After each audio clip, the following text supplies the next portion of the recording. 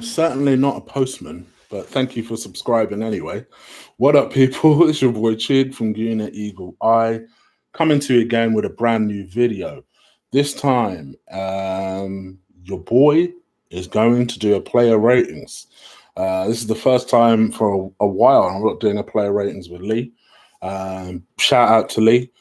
First and foremost, I'd like to apologize very quickly to everybody that was in the chat of me and Lee's show yesterday. I'm a self-reflector. There's one thing about me. One thing I like to do is I like to self-reflect on myself. And as much as people will probably like to judge Lee for his contribution to the show, I was the sober one in that situation. I should have taken control of it sooner than I ended up doing. So I actually, funny enough, it's kind of a weird conversation me and Lee had this morning because he apologized to me and I apologized to him. And we were both like, oh, don't be silly. But I think for me, I should have recognized very quickly that, oh, no, he's drunk. Let's take control of this situation. So, yeah, I think, if he's watching, again, brother, I apologize to you. I should have perhaps been a better wingman in that respect. But we move on, we live and learn. It is what it is. And I guess, our performance on the watch along yesterday was befitting of the performance that Arsenal showed when they hosted Brighton. To me, I'm worried. I'm deeply concerned. Watching that game, I tried to approach it as positively as possible, where I felt like surely we can beat Brighton at home. And I tried to ignore the fact that we don't tend to find the Brighton games very easy. They do tend to be quite successful at the Emirates. I think people sleep on the fact that Brighton have had some pretty successful recent results against us. Like I think it was Robbie I saw yesterday on his show say that Brighton is the first time ever they've beaten us. I'm like, Robbie, I'm pretty sure they beat us 2 years ago. I'm pretty sure they did literally 2 years ago. They did the double over us. This is a team that tend to have very successful results against Arsenal. And I know for damn sure that we tend to beat them. They tend to beat us when we're at Brighton. So for me, as much as I tried to approach that game in a positive manner, I wasn't surprised. I think that for me is the most concerning thing. You're looking at the Premier League table, we're 10th. We are 10 points behind Chelsea. Perhaps more alarming than that, we are 5 points ahead of Southampton, who are 17th. I mean, to me, we're at the point where I don't think it's an overreaction to say we are in a relegation scrap. Like I said on Twitter yesterday, never forget the top four. We're looking behind us, not over us, not ahead of us. And that to me is the most alarming thing. Not to mention that we've just come through a series of games where every single one of those games, bar maybe Leicester, were games that perhaps you would have expected Arsenal to win. And that the fact that we didn't win one, we haven't won any game in all competitions in 10. This is our worst run since 1977. Guys, I was born in 1985. I've never seen a run. I've never witnessed us so poor. And for me, it would be easy to look at Freddie and say, well, this is your fault. To a certain extent, it would be easy to look at Emery and say, well, this is predominantly your fault. Actually, for me, the blame lies largely with our board. Because in this situation, they should have snatched control of it sooner. They should have saw and recognized what was happening with Emery sooner. And then their continuous failure, even now, to be anywhere near a managerial appointment. Do you know, if they were really aggressive, I would have loved to have seen them really aggressive with Brendan Rodgers.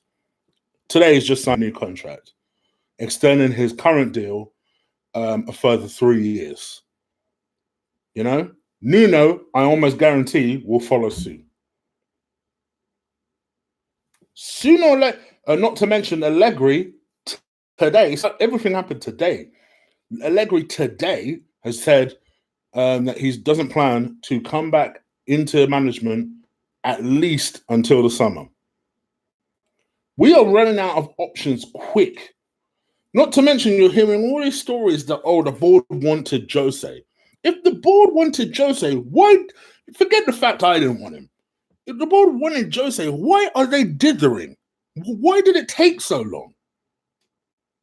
Now look at Spurs. Flying. All right, they lost the other day, but they're flying. Meanwhile, what are we still doing? Bullshitting. This is a deep, deep concern. We got deep, deep problems. And unless we find a solution quick, we are going to be in trouble. No, we're in trouble now, but we're going to be in actual embarrassment trouble. Going back to the game, for me, I watched that game and I just thought to myself, the team that looked the more confident as the game went on was Brighton. We started on the front foot, moving the ball about. Pause. Let me go back to the starting lineup. Freddie seems to have this fascination all of a sudden with no wingers. Now, I know that we have a lot of young listeners. I tend to have, 4% of my I want to say fan base, the show's listeners. Fan base sounds cringy, sorry. The show's listener base, 3 to 4% are 13 to 19-year-olds. So you guys and girls, won't remember Freddie Ljungberg. Here's one thing. You won't know this. Freddie Ljungberg is a winger. I said this yesterday on Lee's show. Like, how can a winger not have wingers in the team? Come to find out today, we knew this, but it was confirmed because Pepe gave his comments today. Come to find out today that Freddie's not really been feeling Pepe in training, and that's a lot of the reason why he's been dropped to the bench and this, that, and the other. And then Pepe came out and said that he admits that he expects more from himself, and that, criticism doesn't particularly bother him because he knows he's used to it. And in this particular instance, he knows he deserves it. But it's as I've always said, for me, whenever I've seen Pepe come on, he's doing something. Yesterday, he came on, spoiler alert, for me, our best outfield player, in my opinion. My man came on as a second half substitute, and he was our best outfield player. Because as soon as he came on, we looked actually dangerous for a second. It was very brief, and I think Pepe looked dangerous throughout. But to me, as soon as he came on, we looked like, we had a person capable of actually doing something. This experiment of, I'm going to put our goal scorer, our best goal scorer on the right-hand side when there is a right-hand side. I don't care how he's training. And you won't, don't get me wrong, you won't find me saying this often. Because sometimes if somebody isn't training well, then they deserve to be dropped on the bench. But we are not we're not in the type of situation where you could be choosy about who plays and who don't. This is your 72 million pound player. Who gives a damn if he's a crap trainer? You play him. Play him because every time he plays in the game, he does something. Just think about how dumb this is, right? My man scores two bangers of a free kick, and he found himself on the bench the next game. Only at Arsenal would some dumb shit like that happen. 2 banger of a free kicks. Bruh, your punishment for that? Bench. And it's been on this ever since, from 2 managers. Only at Arsenal would some dumb shit like that happen. And we need to rectify that situation, rectify it quick as well. Because at the moment, to me, this job, I mean, I didn't expect him to fall off so quick, but this job is too big for Freddie. It's too big. And again, only at Arsenal would we consider putting such a big major job inside the hands of someone that has never taken charge of a team before. Say what you want for Ollie, he's at least managed before. He at least managed before. A Patrick Vieira appointment, whilst it's not something I would do, would make more sense.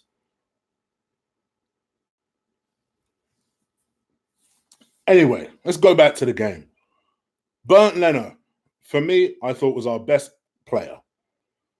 Again, I saw a stat today that he's actually saved the most shots this year with 66 shots, which is not a huge surprise because our goal gets peppered on a regular. Like, I think we're the worst team for conceding shots. So it's not a huge surprise. I still want to see him do better. I still have long-term doubts about him. But you can only save what is there. And I thought he made a couple of really good saves, kept us in the game a couple of times as well. And for me, I'll give him a 7 out of 10. But like John, like you say, the distribution to me is the issue. That is the issue. Long term, that's the issue as well. But shot stopper wise, I think he's fantastic. And I think that you can only give him. And some people are saying an 8 for Elena, not for me. For me, I'd give him a 7. By the way, approaching 80 people watching. Thank you. I know it's a Friday night. Most people are having their Christmas party, as am I. I'm literally getting an Uber straight after this. But please do hit that like button for me. Crush it. Please help people notice the show afterwards. Thank you. Right back, Hector Bellerin. Did you guys see him? I didn't. I saw him a couple of times. Max. Pace is gone on that kid. I'd very much look into buying a right back. And my target would be Max Aarons from Norwich. I think we might be able to get him cheap once Norwich get relegated. Or I say cheap, cheaper. We're going to have to ride it out until the summer, but that would be an area that I'd look to strengthen. And Max Aarons impressed when we played them. Let's be real. I actually thought he was their best player. Other than fake Griezmann, I actually thought he was their best player. To me, I'm going to give Hector Bellerin a 3 out of 10. David Luiz scored a banger of an offside goal, so can't get no credit for that. With David Luiz, listen, I'm not going to put it all on David Luiz, so take what I'm saying with a pinch of salt, read between the lines a little bit of what I'm saying here. David Luiz comes on board and suddenly we're conceding more shots than ever. And seemingly David Luiz is undroppable. Not to mention his defensive partner has regressed and got worse when we're talking about Socrates. Can all of these things be a coincidence? Can all of these things be a coincidence? That he seems to play most, if not all, games. Socrates' form has gotten bad. We're conceding more shots than ever. We're conceding more goals than ever. I mean, don't get me wrong, defensively, we've always been poor. But we are extra sauce poor today, these days. Can it literally just be, a coincidence? I'm going to go with 3 out of 10 for David Luiz. Socrates, 3 out of 10. Kolasinac was okay in parts. I actually thought defensively was a little bit better, which is a marked improvement on him. Um, but I don't think it was anything poor. Plus, I think he faded just before he came off. And it was weird. I didn't really see him coming off. So I'm wondering if he picked up an injury. But there were a couple of times at least that he got down that left, actually looked up before he delivered the ball, and our strikers were just the ones that missed it. So I can't crap on him too much for any of that. I'll give him a 4. He was just about the best defender. Just. Let's go on to the midfield. Lucas Torreira. There was one point, for some dumb reason, bear in mind, Lucas Torreira is what, 5'1", 5 foot? I know the song that says he's 5 foot. Is he actually 5 foot? He's a small guy. Let's put it that way, right? For some dumb reason, we set up, they're about to have a free kick. They have a wall. Torreira thinks it's a good idea to go behind this wall and then go on his knees. What the F is he doing?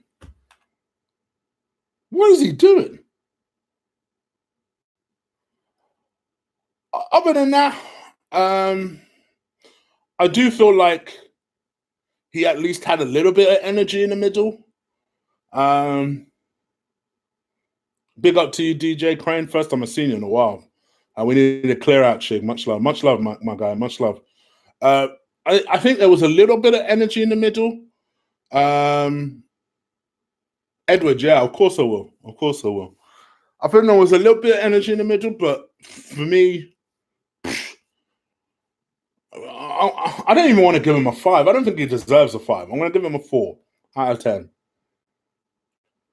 Who played next to him? Joe Willett. I would drop Joe Willett to the 123s. I was amazed he started that game. Absolutely amazed. And thank you, Rabba. And yes, I co-sign and agree 100%. I was amazed that Joe Willock started that game. Amazed. I couldn't believe it. After dropping a 1 the game before, for some dumb reason, then you're going to get rewarded by giving him a start. I honestly don't know what's happened to our youngsters. Saka, nosedive off a cliff. Willock, nosedive off a cliff. It just shows you what those players do when they're not confident, and especially the youngsters. To me, I drop into the under-23s because I think sometimes when you give these kids too much too soon, it's like they stop working hard. I think that happened to Iwobi, and I think that's happening to Willock and Saka right now. Saka, I still think there's time to save. He's 18 years old. He's more or less just turned 18 years old. So I think that you can still save it. Willock, this is the important phase of his career. This is the sort of time where you actually think about whether you want to step up and be somebody or whether you want to fall on your ass and be a Iwobi. Let's be real here. And I think he really needs to take a serious look at himself because I think Ainsley Maitland-Niles has just entered that stage of his career as well. And I think maybe Willock is also at that same stage. For me, if it was up to me, I don't know if he has an injury. My guess is he does. I'd swap someone like an Emil Smith-Rowe and put him in a team and drop Willock back into the under-23s. That, for me, would be what I'd look to do. But yeah, I'm not happy. I'm not happy at all with his confidence. For me, maybe wasn't as much of a fuck up as he was against Norwich. But to me, I still would give him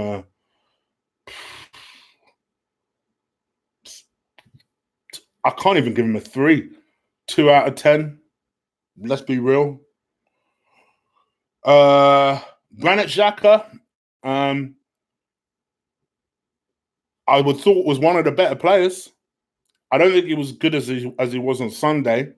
There was one horrible mistake that he made that almost led to a third. I was going to say Norwich Brighton goal where he did a Granit Xhaka, just turned off, passed the ball to the player. The player was like, "Oh, thanks," Just moseyed on through our defense because apparently the best way to get our defense is just run straight at it.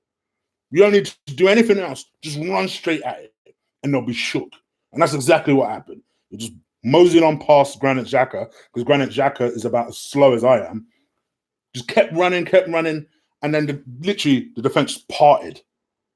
And it was only because the finish was so poor that we're not saying Brighton won 3-1. It's as simple as that.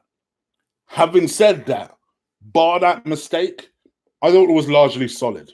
If I'm being real, it was largely solid. I'll give him a 5. I really don't want to give him 5, but to be honest, he's better than the people that I gave a 4 to. So I'll give him a 5. But I don't think he was as good as he was at the weekend.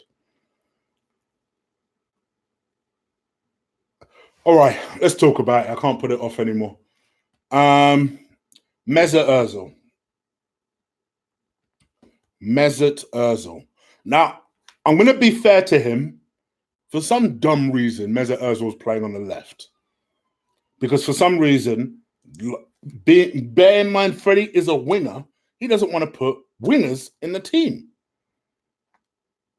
But even keeping that in mind, Mesut Ozil was poor and has been poor since Emre left. It's funny what happens. My man was upset with the manager, and yet that was when he was playing his best football. He's back into his comfort zone, and it's showing. It is showing. 2 out of 10.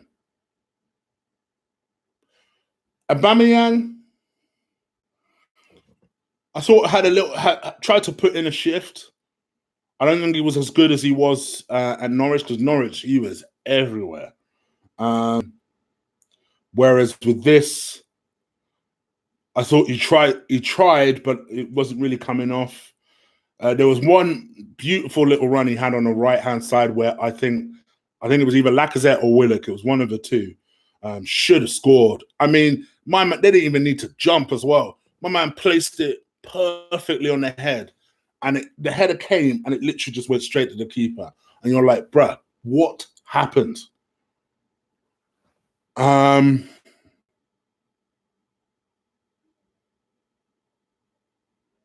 give Aubameyang.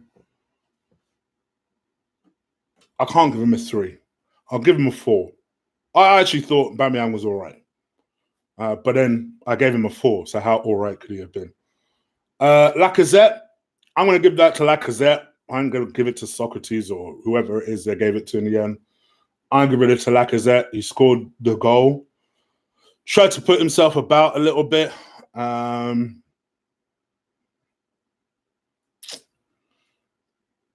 He tried. I think he was much better than he was at the weekend. The weekend, I thought he was poor. Last few games I've seen, I think he's been poor. Lack of threat is very, very appropriate for him. And it's a shame because I like Lacazette a lot. But this season as a player, I don't know what has happened. He's playing like someone who's unhappy. And supposedly him and Mesut Ozil got into a blazing row on the pitch or something. But to me, I don't think he was good enough for a 5. But he scored, so I'll give him a 4. Frederick Ljungberg. You lost the game. And I think you lost it from your starting lineup. I don't care how poor Pepe is in training. We don't have the luxury of leaving our £72 million. If he doesn't have an injury, he starts. And don't get me wrong, normally I'm an advocate for if you work hard in training, then you should deserve your place. But we don't have that luxury. We don't. We can't afford to just be like, oh, well, you know what, we're going to leave you on the bench. What kind of nonsense is that? And then he came on, and how poor could he have really been? Because he was head and shoulders above everybody. Sorry, I forgot to do the subs, didn't I? He was head and shoulders above everybody on that pitch as soon as he came on. Pepe, I'm telling you straight right now, he gets a 7. I'm giving the man of the match to Leno, but he was our best outfield player.